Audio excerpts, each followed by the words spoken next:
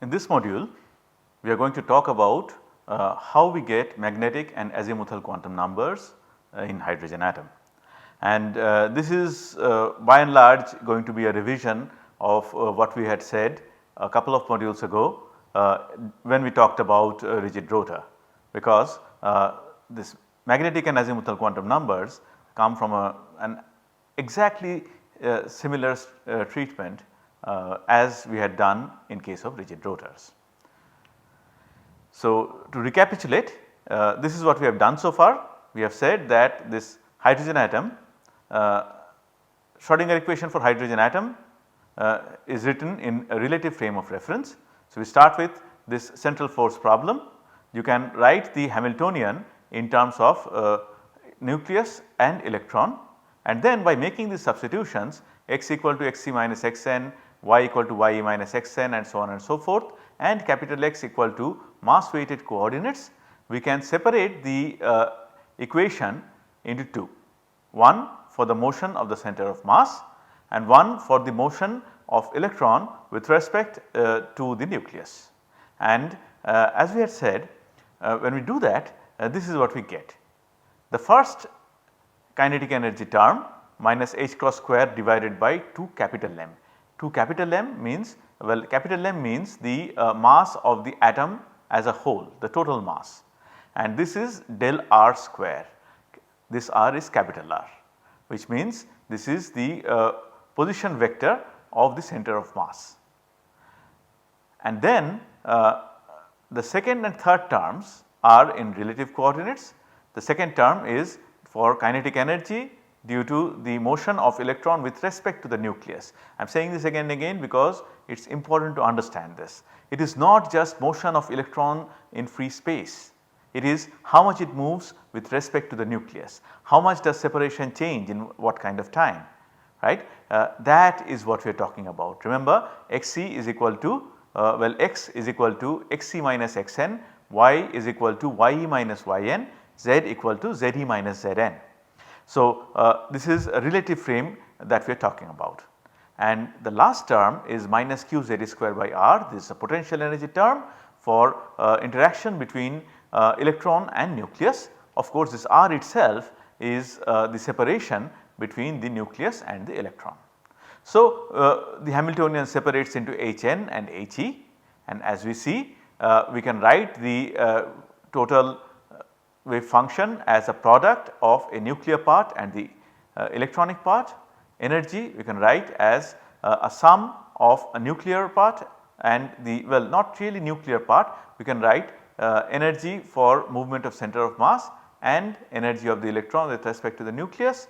So, what happens is that we can collect all the terms in the center of mass coordinate and write a Schrodinger equation which is exactly the same as what we got earlier for free particle, and that gives us the kinetic energy of the atom as a whole, the entire hydrogen atom moving in space. Of course, here the consideration is that the atom does not interact with anything else, that is why there is no potential energy term, and energy here is h cross h cross square k square divided by 2 capital M, which is not quantized. It can take up any possible value of energy, and what we are concerned about for the rest of the course is this one minus h cross square by 2 mu. Mu, remember, is a relative is the reduced mass which is always used to reduce a 2 body problem into a 1 body problem. So, minus h cross square by 2 mu del small r square, kinetic energy of electron for movement with respect to nucleus, minus q z square by r, potential energy, is equal to you can see we have E energy of the electron multiplied by psi e. That is the electronic part of the Schrodinger equation that we deal with. This is where we had arrived, and then we realized that there is a problem. So, this del r square is not a problem because you can write it as del 2 del x2 plus del 2 del y2 plus del 2 del z2. The problem lies with this small r in the denominator because it is square root of x square plus y square plus z square. How are we going to separate this? So, if we persist with the Cartesian coordinates, then we really cannot proceed further. We cannot separate this equation into smaller equations, so we cannot solve it.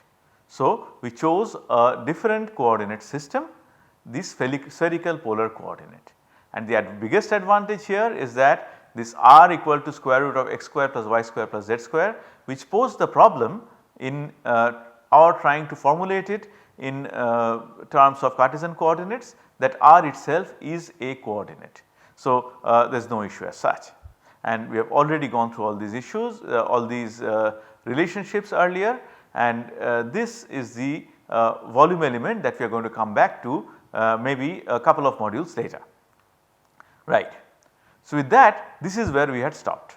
We had been able to separate the variables, we had been able to separate the equations into two, one in terms of the radius r only, we call that the radial equation, and the other one is in terms of theta and phi, we call it the angular equation. Please remember that for spherical polar coordinates there are two classes of coordinates. One is r, which is the length, and theta and phi together are angular coordinates, they are angles. Now, I am not going through the detail of separation of this angular equation into the phi part and theta part once again, because we have done it while discussing rigid rotor already. So, I just request you to recall what we had talked about there. The theta part is sin theta by capital theta, where capital theta is the theta dependent part of the wave function, del theta of sin theta, del capital theta del theta, and again let me say that this del is not really required anymore, might as well write d, because there is nothing other than theta in this entire equation. So, d theta of sin theta d capital theta d theta plus beta sin square theta is equal to m square. So, this is the theta dependent part, only theta terms are there, nothing else, and the phi dependent part is very simple, 1 by capital phi d2 capital phi d phi 2 is equal to minus m square. Thus, the three variables r theta and phi are separated from each other. Now, you might notice that we have written, instead of capital M, we have written a small m here. That is a convention, because when we talk about rigid rotor and when we talk about hydrogen atom, we want to use a little bit of different convention for the two, so that right from what we write it is quite clear what we are talking about. So, it is just a matter of convention that we are going to write small m instead of capital M when we talk about hydrogen atom. Now, small m in terms of hydrogen atom should ring a bell. We all know what small m is in terms of hydrogen atom, and I am not talking about mass here. Remember the quantum numbers n, l, m, s, m is that m. It is really the magnetic quantum number, but we will arrive at it shortly. Okay. What I just told you was really a spoiler, I told you what is going to come. Okay. And the way we will proceed is that we will once again go through the solution of the phi part only. We are not going to explicitly solve the theta dependent part and the r dependent part, because that is too much of mathematics, and we do not want to, this is really a chemistry course, we do not want this to become a maths course. We will tell you the solutions, you do not have to remember the solutions except for the general form, and then we will try and plot them later on and see what they look like. Right. So, let us proceed. So, solution to the phi part is known to us. We know that the solution is A multiplied by e to the power plus minus I m phi. Once again here we use small m, and A is worked out in one of the tutorial problems, assignment problems, that turns out to be 1 by root over 2 pi. So, and then once again we use the periodic boundary condition. The wave function has to be single valued. So, you start from a particular value of phi, go around a full circle, come back to the same point, the wave function must have the same value once again, which means capital phi for phi is equal to capital phi for phi plus 2 pi. Okay. Because you start from phi, go around a full circle, come back to the same point. As we have discussed while talking about Born interpretation, this wave functions have to be single valued in order to satisfy or in order to conform with the Born interpretation. So, that is what gives rise to this periodic boundary condition. And then what we discussed earlier is that that is what leads to quantization of m. M can only take up values of 0, plus minus 1, plus minus 2 and so on and so forth. Please go back and recall our discussion of rigid rotor, that is where we have worked it out. The only thing is I noticed that whenever I talked about that at that time, I kept on saying m goes from 0, 1, 2, 3, 4 up to infinity. Let us not forget minus 1, minus 2 up to minus infinity also. So, in principle it can go up to plus minus infinity. Shortly we will see that there is actually a limit as far as the small m in hydrogen atom is concerned. And also similar to or exactly like capital M for rigid rotor, small m here denotes the z component of angular momentum. If you make the angular momentum operator operate on capital phi, then you get mh cross multiplied by capital phi, an eigenvalue equation, the eigenvalue is mh cross. So, that is the z component of angular momentum, and m is called magnetic quantum number. Why? Because if you apply a magnetic field or even an electric field across along the z axis, then all that matters, all the quantity that determines the kind of interaction with this magnetic field along z direction is the z component of the field, right. You have some magnetic moment of the electron, it can point this way or whatever, right. So, if it is like this, then the z component is more. If it is like this, then z component is 0. If it is like this, then z component is negative, right. So, it is the magnetic quantum number m that determines the interaction with magnetic field, and that is why this was discovered in the experimental study of Zeeman effect. Remember, in Zeeman effect it was observed that the number of lines in hydrogen atom spectrum splits increases upon applying a magnetic field, and it was explained by this kind of space quantization. Within the ambit of Bohr-Sommerfeld model, the electron is expected to go around in a circular or elliptic circular or elliptic orbit, and correspondingly there has to be an angular momentum which is normal to the plane of rotation. Now, here in quantum mechanics we should eliminate this circular path, because as we have said many times, we cannot talk about the trajectory, that is not allowed, because that would violate uncertainty principle. Interestingly, we can still talk about this blue arrow, the angular momentum vector, and we can talk about this allowed orientations of the angular momentum vector. So, we come back to the same point where the allowed orientations are plus m to minus m through 0, that is there are 2m plus plus L to minus L, we will come to that later on. That is what gives us the allowed orientations, or now we can say allowed values of theta. So, that is called space quantization. Only specific values of small theta can be taken up by this angular momentum vector, right. So, that is space quantization in terms of quantum mechanics. Okay. How many values of m? We will come to that shortly. Okay. So, please remember that now we should not draw these circular or elliptic orbits anymore, but we still have to retain the angular momentum vectors, okay, and their allowed discrete orientations. So, crux of the matter is that this m is a quantum number that determines the z component of angular momentum, and therefore or in other words it determines the angle at which the angular momentum vector is oriented. See, the angular length of the arrow is same for all, right. What determines the length of the arrow, or in other words the magnitude of the angular momentum? We will come to that shortly.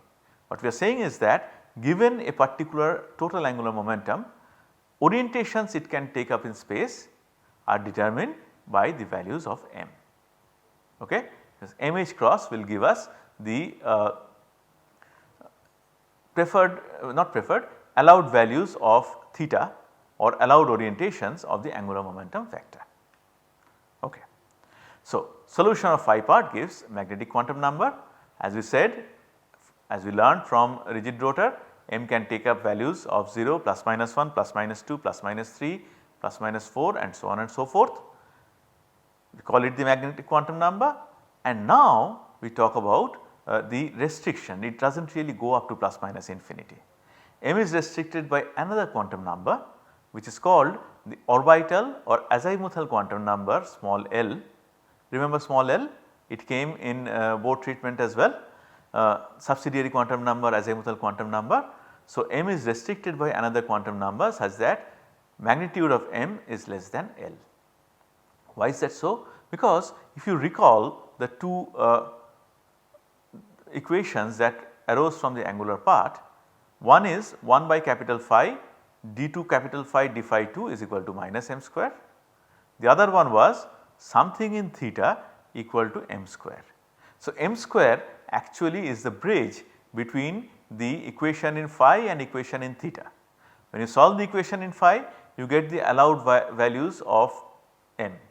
When you solve the equation in theta, then you get the limit to the allowed values of m, and that turns out to be mod m less than L. Unfortunately, solving it is beyond the scope of what we want this course to be. So, we are not going to do it in this course, we will take it axiomatically for now. And similarly, the same thing is going to happen for L and principal quantum number n. Okay. Now, let us move on to the theta part. In the theta part, this here is the equation and you know the solution already. The solution is what is called associated Legendre polynomial in cos theta. Okay. And this, as you can see, is associated with another quantum number L. You see this just now have a look at this expressions for the associated Legendre polynomials. Here you have L minus m factorial, in the denominator you have L plus m factorial, minus 1 is raised to the power m, and the polynomial itself is a function of L as well as m. Okay. So, these conditions, when you work this out, when we get when we apply boundary conditions to these wave functions, we get the allowed values of L to be 0, 1, 2, 3 and so on and so forth. We also get get the condition that there should have been a mod sign here, mod m, modulus of m, absolute value of m has to be less than or equal to L. That is something that we know already, 2L plus 1 values of m are there. So, going back to the picture we showed earlier, for n L equal to 2, m can take up values of 2, 1, 0, minus 1, minus 2. 5 values, 5 is 2L plus 1 where L equal to 2. Okay? Right. That also this part also leads us to a very important phenomenon, that beta is equal to L into L plus 1. What is beta? You remember this is beta, and as we will show later on, this beta is there in the theta part as well as the r dependent part of the equation. So, beta is the bridge between the theta part and r part of the Schrodinger equation. So, here we get B is equal to L into L plus 1, okay, and that has some profound application as we will see shortly. But before we go there, let us just summarize this part. The angular part is the same as what we got for rigid rotor. We have a constant which is a function of L and m multiplied by a Legendre polynomial in cos theta. This form of Legendre polynomial depends on L as well as m, that is multiplied by e to the power I m phi, and L ranges from 0, 1, 2, 3 in principle up to infinity, but again when we discuss the r dependent part in the next module, we will put a limit to the values, allowed values of L there as well, and m is 0 plus minus 1 plus minus 2 plus minus 3 mod m less than equal to L. We have said this several times, sorry for the repetition, but I wanted to say this before going to the next step. Alright. Now, here we have discussed angular momentum in detail earlier. So, this we know very well is the L square operator. And now look at the angular equation. As we had said in our discussion of rigid rotor as well, you can go very easily from the Hamiltonian of angular equation to the L square operator simply by multiplying this h cross square. Okay. So, once we do that, we can try and manipulate and get an eigenvalue equation in L square. Okay. So, this is what we will do. First of all, we will just multiply by capital theta capital phi. So, what will happen? This capital theta will cancel and you get capital phi in the numerator.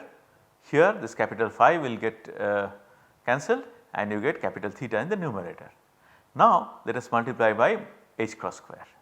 So, on the left hand side what we have is minus h cross square capital phi by sin theta d, well, del capital theta del theta, d is fine here until now, sin theta del capital theta plus capital theta by sin square theta multiplied by del 2 capital phi del phi 2, that is equal to h square beta capital phi capital theta. Now see, I might as well write it like this. If you go back to the earlier one, there is no harm if I take this capital phi inside this operator in theta, because capital phi is constant with respect to theta anyway. Similarly, I can take this capital theta inside this capital phi. So, this is what we will write, and hence of course, we have to multiply by sin square theta so that this goes, there is no need actually.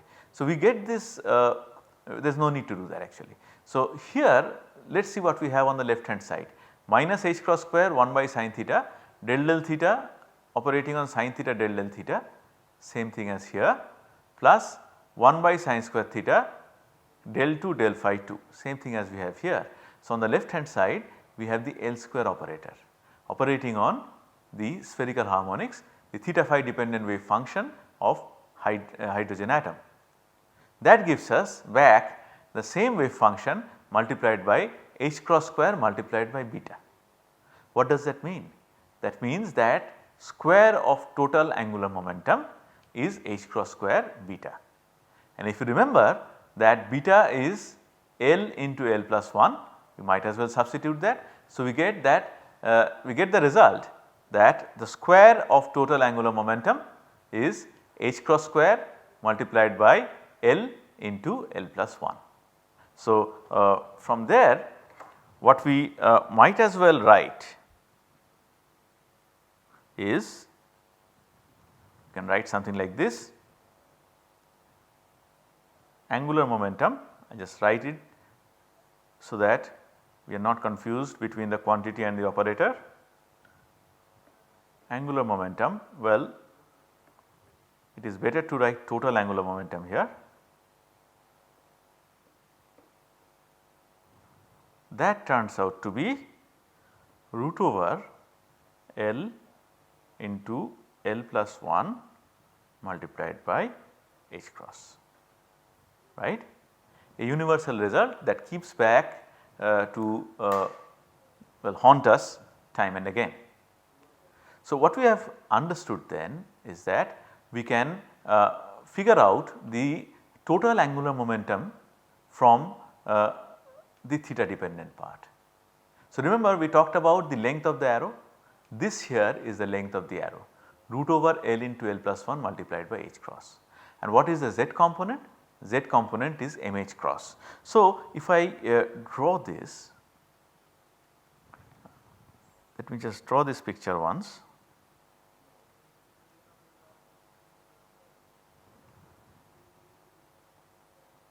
Let us say this here is the z axis, this dotted arrow, this is your angular momentum vector, or maybe I will just make it a solid arrow, it looks horrible. Well, it is not supposed to be so wavy, it is just that my hand is not very stable on this surface. So, what we get is first of all this is theta, this length turns out to be root over L into L plus 1, and I will write h cross in the beginning, and if I drop a perpendicular here on z axis, what is this length? This is m h cross. So, what do we get from there? What is the relationship between m and L and theta? Very simple trigonometry. So, one can actually work out the orientation of the angular momentum vector if we know m and if we know L, right. That is what once again takes us back to space quantization. Since only discrete values of m are allowed, discrete values of L are allowed, discrete values of theta are allowed, and that in other words is space quantization, right. And then just to remind you, we can, a very convenient way of drawing these angular distribution functions, angular parts of Schrodinger equation, is by using polar plots. Okay. What I have written here is the total wave function of psi 2pz, or psi where n equal to 2, L equal to 1 and m equal to 0. Okay. So, again it is a spoiler, but you get something like this. If you forget the radial part, you are left with the angular part cos theta. The what about phi? Where is the phi part? E to the power I m phi, m is equal to 0. Remember 210 means m equal to 0. So, that phi part is essentially becomes 1. We will discuss later what happens when the phi part is non-zero. Well, when phi well m is non-zero. So, the phi part is what am I saying? So, we will see later on what happens when this phi part does not conveniently become 1 or a constant. We will see how to deal with that. But for now the only angular part that we need to concern ourselves with is cos theta. How do we plot cos theta? I will just do a quick recap of what we had discussed 2 or 3 modules earlier. This is a polar graph paper. Remember, the independent axis is the angle, dependent axis is the length. Here is a table with increments of 10 degrees of theta and cos theta, that is a function we are interested in. For theta equal to 0, cos theta is 1. So, this length is 1. For theta equal to 90 degrees, cos theta is obviously 0. So, this is 0, and from theta equal to 0 to 90 degrees, cos theta keeps increasing, then it goes through a maximum and then it decreases to 0. Sorry, it keeps decreasing from 1 to 0.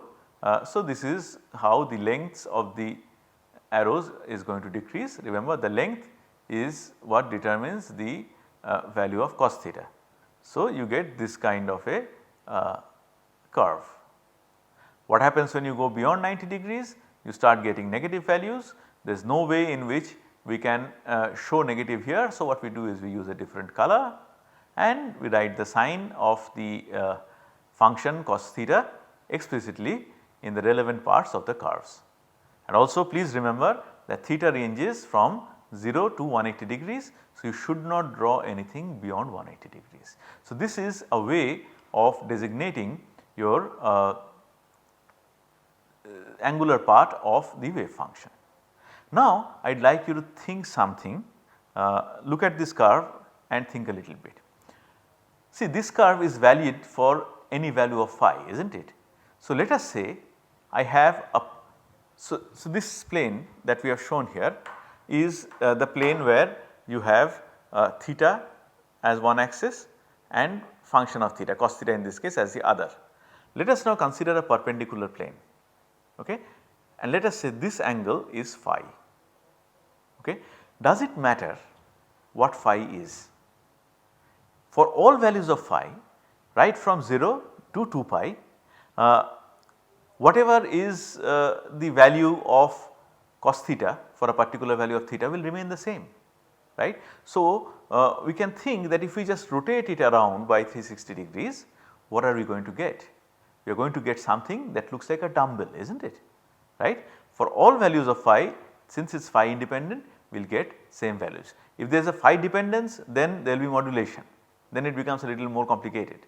But since there is no phi dependence here, you will get 2 lobes, one with positive sign of cos theta, one with negative sign of cos theta. Does it remind you of something? Does not it look exactly like the p orbital that we are used to seeing in textbook? 2 lobes, plus on one and minus on the other. Well, the pictures that you saw there were sort of constructed like this, okay. But we will have more to talk about how to designate, how to show orbitals, well, how to show the wave functions in the subsequent modules. So, now we are done with our discussion of the angular part.